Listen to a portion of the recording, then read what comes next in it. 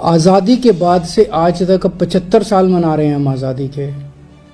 पहली बार एक गरीब आदमी की गेहूं और चावल के ऊपर टैक्स लगाया गया, खाने पीने की चीज़ों पे टैक्स लगाया गया है।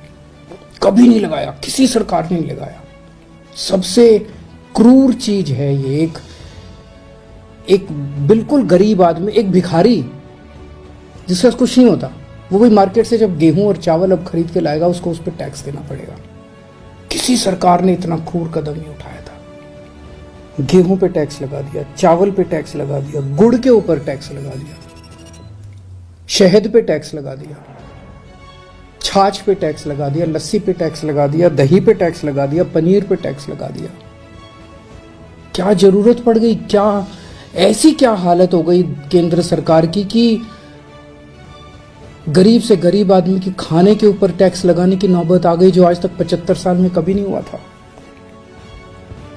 और केंद्र सरकार ने पेट्रोल और डीजल के ऊपर इतना टैक्स लगा रखा है, हर रोज बताते हैं 1000 करोड़ रुपए का, 1000 करोड़ रुपए की पेट्रोल और डीजल से टैक्स पे आमदनी होती है। साल में लगभग 3.5 लाख करोड़ रुपए की आमदनी होती है केंद्र सरकार की पेट्रोल और डीजल पे जो टैक्स लगा रखा है। कहां गया ये सारा पैसा?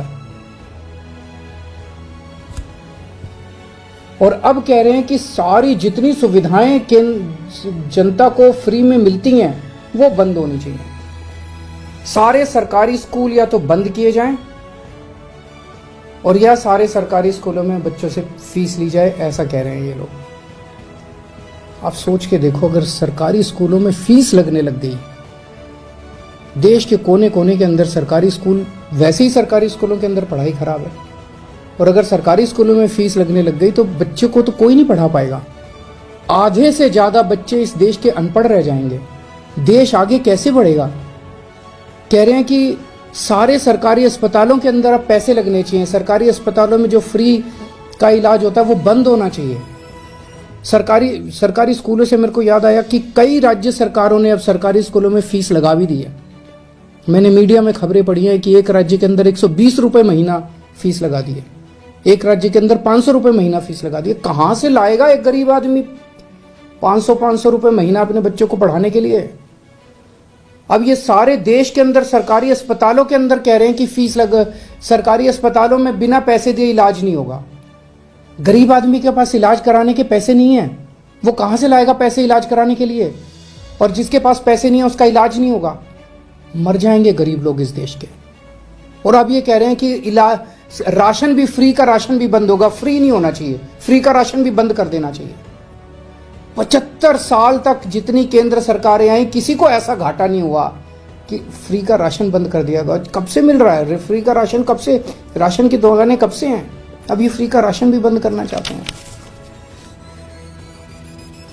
प्रश्न उठता है, ये सारा पैसा केंद्र सरकार का गया कहां? 2014 में लगभग केंद्र सरकार का 20 लाख करोड़ का बजट होता था। आज केंद्र सरकार का लगभग 40 लाख करोड़ का बजट है। तो ये सारा पैसा जा कहां रहा है? इन्होंने अपने दोस्तों के, इन्होंने बहुत सुपर रिच लोगों के, जो अरबपति लोग हैं, ऐसे ऐसे लोगों के इन्होंने 10 लाख करोड़ रुपए के कर्जे माफ कर दिए। सरकारी पैसे से इनमें जितने के कर्जे माफ किए, कई इनके दोस्त हैं। सरकारी पैसे से इन लोगों ने सुपर रिच लोगों के, अरबपति लोगों के 10 लाख करोड़ रुपए के कर्जे माफ कर दिए। किसी के 7,000 करोड़ रुपए माफ कर दिए, किसी के 10,000 करोड़ रुपए माफ कर दिए, किसी के 5,000 करोड़ रुपए माफ कर दिए। क्यों?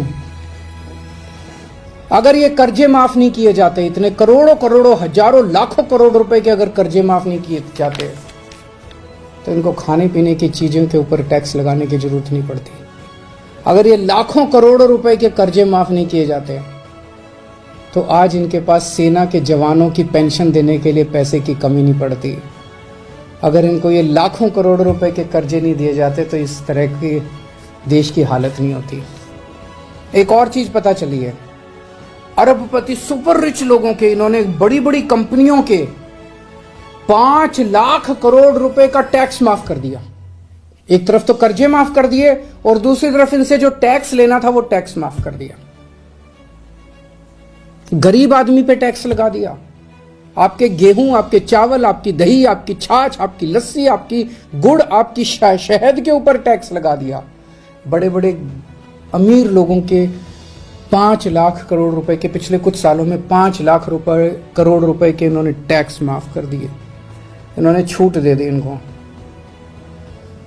इस देश का आम नागरिक आज ठगा हुआ महसूस कर रहा है।